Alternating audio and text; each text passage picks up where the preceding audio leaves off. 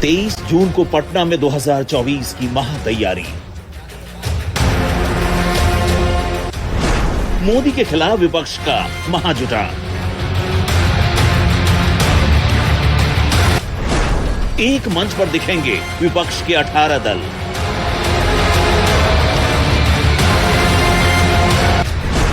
साझा उम्मीदवार पर सहमति बनेगी। पीएम पद की उम्मीदवारी पर कांग्रेस बात मानेगी।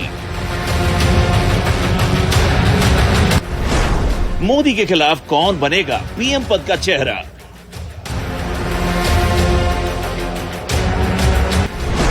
एकजुट विपक्ष मोदी को हरा देगा।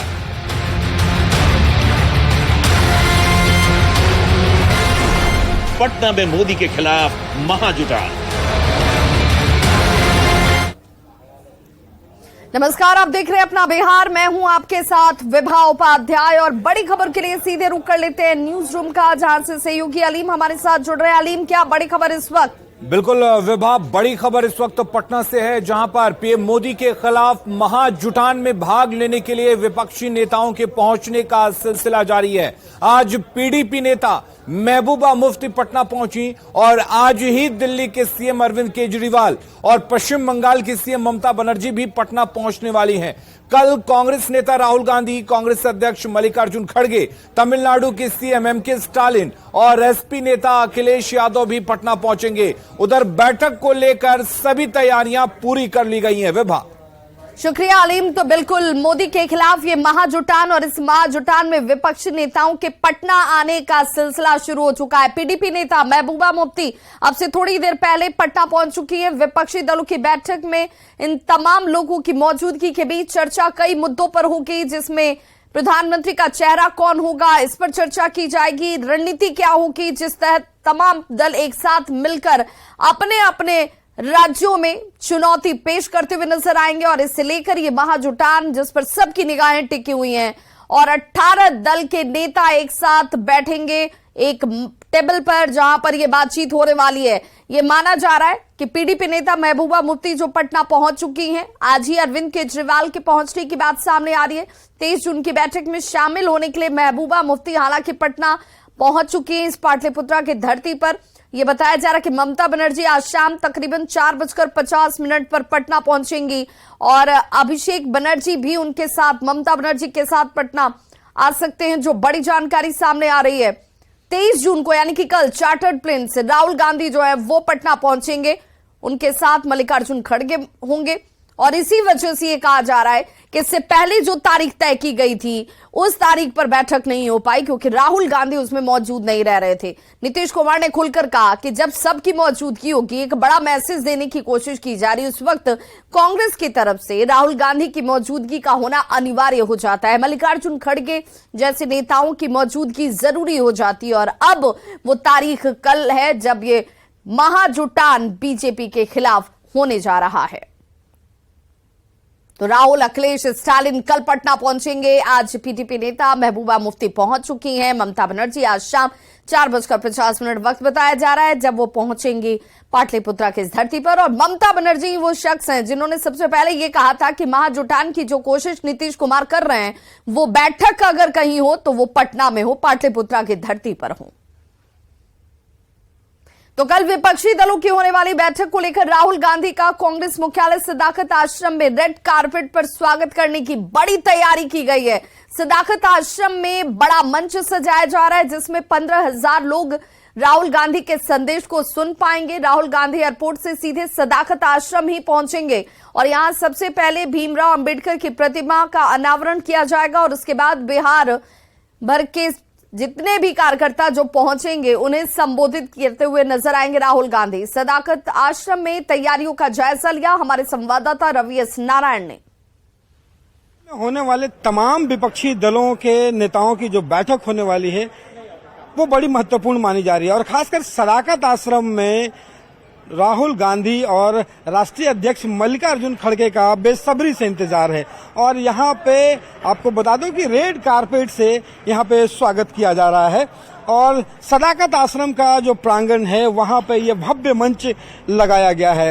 ये पंडाल बड़ा भव्य लग रहा है और कितनी बड़ी तैयारी हो रही है आपके राहुल गांधी के लिए? देखिए, आज हमारे लिए बड़ी सौभाग्य की बात है कि हमारे वर्तमान राष्ट्रीय अध्यक्ष मल्लिकार्जुन खड़गे जी, अब पूर्व अध्यक्ष राहुल गांधी जी और संगठन प्रभारी वेणुगोपाल जी एक साथ पधार रहे हैं। ये कांग्रेस के लिए भी सौभाग्य की बात है कि हमारे देश के इतने बड़े लीडर एक साथ आज सदाकत आश्रम के प्रांगण में आ रहे हैं। तो इस पंडाल में संबोधित भी करेंगे, कितने लोग रहेंगे?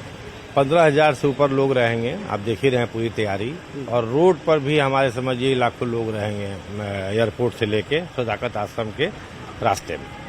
सदाकत आश्रम के रास्ते में भी रहेंगे लोग। इस पूरे पंडाल में एक विशेष तैयारी की जा रही है।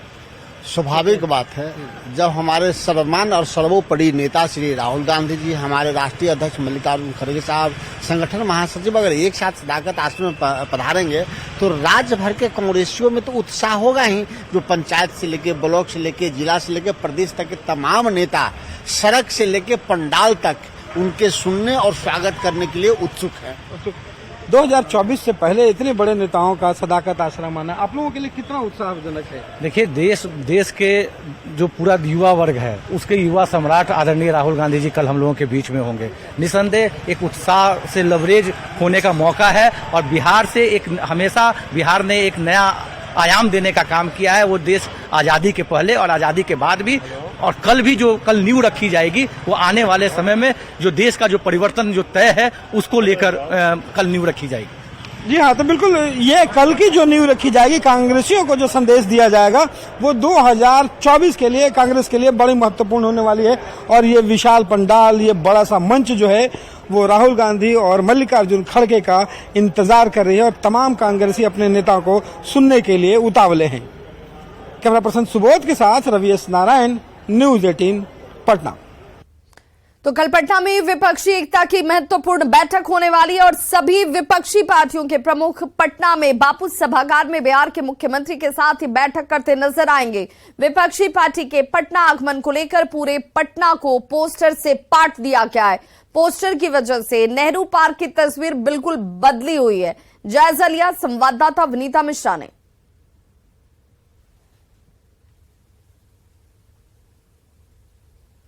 भाजपा भगाओ लोकतंत्र बचाओ वाले पोस्टर से पूरे पटना को पाट दिया गया है। कल 23 तारीख है और 23 तारीख को विपक्षी एकता की महत्वपूर्ण बैठक होने वाली है। ममता बनर्जी, राहुल गांधी समेत तमाम विपक्षी पार्टी कल एकजुट होंगे और एक साथ महत्वपूर्ण बैठक करेंगे। उनके स्वागत के मद्देनजर राजधानी पटना में जगह जगह कई पोस्टर लगाए गए हैं, और जो तस्वीरें अभी इस वक्त आप देख रहे हैं, ये तस्वीर है पटना के नेहरू पार्क की। नेहरू पार्क को पूरे पोस्टर से हर एक जगह पाट दिया गया है, और इस पोस्टर में जितने भी विपक्षी पार्टी हैं उनके चेहरों को जगह दी गई है। विपक्षी एकता बैठक लिखा गया है, और साथ ही साथ सभी विपक्षी पार्टी के नेताओं का स्वागत पाटलिपुत्र में किया गया है। कल महत्वपूर्ण बैठक होगी, और बैठक नीचे लगाया गया है कि भाजपा भगाओ लोकतंत्र बचाओ। कांग्रेस की तरफ से ये पोस्टर लगाए गए हैं। राहुल गांधी आ रहे हैं, राहुल गांधी का भव्य स्वागत किया गया है, और तमाम जितनी भी पार्टियां हैं विपक्ष की, वो सभी अपने लीडर का राजधानी पटना में पोस्टर के माध्यम से स्वागत करती हुई नजर आ रही है। पूरे पटना की बात करें तो हर गली चौराहे सड़क पर अलग अलग पार्टियों की तरफ से पोस्टर लगाए गए हैं, चाहे आम आदमी पार्टी हो, कांग्रेस हो, या फिर ममता बनर्जी की तरफ से भी जो उनकी पार्टी है उनके पोस्टर लगाए गए हैं। यानी सभी विपक्षी एकता बैठक के मद्देनजर यहाँ अपने नेताओं का स्वागत कर रहे हैं। जो नारे हैं वो पोस्टर के माध्यम से बुलंद किए जा रहे हैं। सभी जो लोग आ रहे हैं, जो विपक्षी पार्टी के लीडर हैं वो आ रहे हैं, उनका स्वागत किया जा रहा है, और साफ तौर पे कहा जा रहा है कि विपक्षी एक होके रहेंगे। ये महत्वपूर्ण बैठक है, और इस बैठक के बाद जो विपक्षी एकता है वो साफ तौर पर नजर आएगी। कैमरामैन अजय दुबे के साथ विनीता मिश्रा, न्यूज 18 पटना। कल यानी कि 23 जून को पटना में पीएम मोदी के खिलाफ विपक्षी दलों की बैठक, जिसमें Congress, JDU, RJD, PDP, National Conference, Trinamool Congress, CPM, AAP, DMK, Samajwadi Party, Shiv Sena, NCP, JMM समेत 18 दलों के नेता शामिल होंगे। इनमें कांग्रेस देश की सबसे बड़ी विपक्षी पार्टी है। ऐतिहासिक कदम लिया गया है। तो देखिए, मोदी के खिलाफ महाजुटान, जिसमें 18 दलों के नेताओं को कल आप एक साथ एक टेबल पर देख पाएंगे। और ये बैठक जिसकी अगुवाई जो है नीतीश कुमार की तरफ से की जा रही है, वही नीतीश कुमार जो बार बार ये कहते रहे कि मैं पीएम पद का दावेदार नहीं हूं, मेरी ऐसी कोई महत्वाकांक्षा नहीं है, मेरी बस इच्छा और महत्वाकांक्षा इतनी है कि जो इतिहास बदलने की कोशिश की जा रही है वो इतिहास को बदलते हुए रोकना है इन लोगों को। और इसी वजह से हम एक भूमिका अदा कर रहे हैं तमाम दलों को एक साथ एक मंच पर लाने की। और कल ये बैठक जिसे लेकर के सबकी निगाहें टिकी हुई हैं कि कल की बैठक में क्या चर्चा की जाती है, किन मुद्दों पर, किन स्ट्रेटेजी के तहत 2024 में मोदी के सामने ये मजबूत विपक्ष टिकता है, बनता है, सामने उम्मीदवार कौन प्रधानमंत्री का, जिसे लेकर के अब ये कहा जा रहा है कि उम्मीदवार जो भी होगा वो प्रधानमंत्री नरेंद्र मोदी से तो बेहतर होगा। तो बीजेपी सांसद सुशील कुमार मोदी ने विपक्षी एकता पर जमकर निशाना साधा है। उन्होंने विपक्ष की बैठक को परिवारवादी और भ्रष्टाचार में डूबी हुई पार्टियों की बैठक करार दिया। तो दिखावे के लिए एकता है, लेकिन क्या बंगाल में सीपीएम और कांग्रेस मिलकर चुनाव लड़ सकती हैं? क्या बंगाल में चाहे दिल्ली हो या पंजाब या फिर उत्तर प्रदेश, और इसलिए ये सब लोग तो कांग्रेस मुक्त भारत चाहते हैं। ममता बनर्जी कर रही हैं कांग्रेस को कि बंगाल छोड़ो, अखिलेश यादव कांग्रेस को कर रहे हैं कि यूपी छोड़ो, अरविंद केजरीवाल कर रहे हैं कि पंजाब और दिल्ली छोड़ो। तो बेचारी कांग्रेस लड़ेगी कहाँ चुनाव? अगर इन 7-8 बड़े राज्यों में, महत्वपूर्ण राज्यों में कांग्रेस को भगा देंगे, कहेंगे कि आपको लड़ने की जरूरत नहीं है, ये भारत मुक्त, भाजपा मुक्त भारत है, ये कांग्रेस मुक्त भारत है। तो ये जो क्षेत्रीय पार्टियां हैं ये तभी आगे बढ़ेंगी जब देश जो है कांग्रेस मुक्त होगा।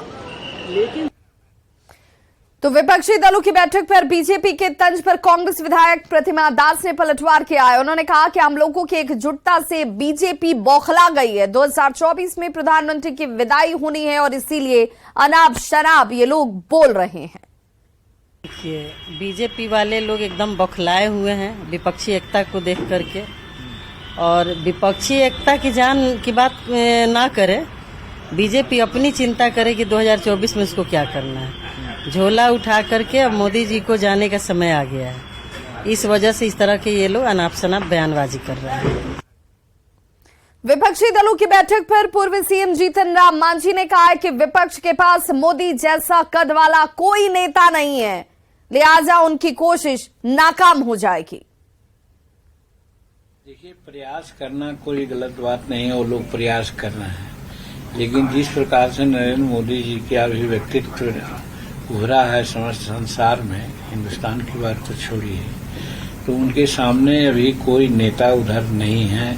सभी नेताओं को अगर देखते हैं तो, और जहां तक एकता का सवाल है, मैं नहीं समझता हूं कि एकता बन पाएगी, क्योंकि सबकी अपनी अपनी महत्वाकांक्षा है। और फिर कांग्रेस का अब अपना हिसाब है। कर्नाटक में जीत के बाद उनकी और महत्वाकांक्षा बढ़ी है और वो नहीं चाहेंगे कि साहब उनके सामने कोई दूसरा नेतृत्व उभरे। तो कल पटना में विपक्षी दलों की बैठक को लेकर हम सेकुलर के राष्ट्रीय अध्यक्ष संतोष कुमार सुमन ने कहा कि इस बैठक को असफल होना है, क्योंकि सभी लोगों की अपनी डिमांड, अपना हिडन एजेंडा है। 18 पार्टी आ रही हैं, 18 पार्टी का पीएम कैंडिडेट है और इस मंथन से केवल विष निकलेगा, और विषपान करने के लिए कौन तैयार होगा? देखिए, इसको असफल ही होना है। मेरी नजर क्या, सबकी वही नजर है। सब लोग देख रहे हैं कि जिस तरह से लोग पहले से अपना अपना डिमांड रख रहे हैं और सबके अपने अपने हिडन एजेंडा है, और 18 पार्टी आ रही है, 18 पार्टी के कैंडिडेट हैं पीएम के, तो पीएम पद तो एक ही ना है, 18 आदमी कैसे पीएम बन सकते हैं? तो ये कभी समझौता होना नहीं है। जो समझौता सौदेबाजी से शुरू होकर के कहीं लालच पर अंत होती है, इस सब से कोई अमृत नहीं निकलेगा। इस मंथन से, इस मंथन से बीस ही निकलना है, और बीस पान करने के लिए कौन तैयार होगा? जो जिसने बैठक बुलाई है, जो होस्ट हैं, वो होस्ट ही भाग रहे हैं मैदान छोड़ करके। तो आप सोच लीजिए कि आप सबको बुला रहे हैं अपने के यहाँ, और आप ही कह रहे हैं हम रेस से बाहर हो जा रहे हैं। तो इस किस तरह का समझौता, किस तरह की बैठक, हमको नहीं लगता है कि इससे कोई निकल पाएगा। महाराष्ट्र से आने वाले बीजेपी नेता राम कदम ने पटना में कल हो रही विपक्ष की बैठक पर सवाल उठाया है। साथ ही यह दावा किया कि 2024 में बीजेपी एक बार फिर से मोदी के नेतृत्व में सरकार बनाएगी। एक और विपक्ष पटना में बैठक करने जा रहा है और दूसरी ओर उनका यह आपसी मनमुटाव और मोदी जी के सामने लड़ने के पूर्व उनकी हारी हुई मानसिकता अलग अलग दलों के नेताओं के बयानों से सामने आ रही है। चाहे वे कुछ भी करें, देश की जनता ने यह सुनिश्चित किया है, मन बनाया है कि पुनः एक बार 2024 में आदरणीय प्रधानमंत्री नरेंद्र मोदी जी ही देश के पुनः एक बार प्रधानमंत्री बनेंगे। तो पटना में आपके पोस्टर को लेकर आम आदमी पार्टी की सफाई सामने है और आम आदमी पार्टी की तरफ से कहा गया कि आपको लेकर बीजेपी षड्यंत्र कर रही है। बीजेपी पटना में उल्टे पुल्टे पोस्टर लगा रही है। लोगों को ऐसे अफवाहों से बचने की जरूरत है। कल 23 तारीख को विपक्षी दलों की बैठक पटना में है। उससे घबरा करके भारतीय जनता पार्टी बौखला करके पटना में उल्टे सुल्टे पोस्टर लगा रही है। आप सभी से अनुरोध है कि भारतीय जनता पार्टी लंबे समय से अपने अफवाहों और झूठ के लिए जानी जाती है। आपको किसी भी कॉन्स्पिरेसी से बचना है और इस विपक्षी एकता को मजबूत करके इस बार केंद्र में भारतीय जनता पार्टी की सरकार को ध्वस्त करना है। इस पूरी ताकत के साथ कल विपक्षी एक दलों की बैठक का हम स्वागत करते हैं, अभिनंदन करते हैं।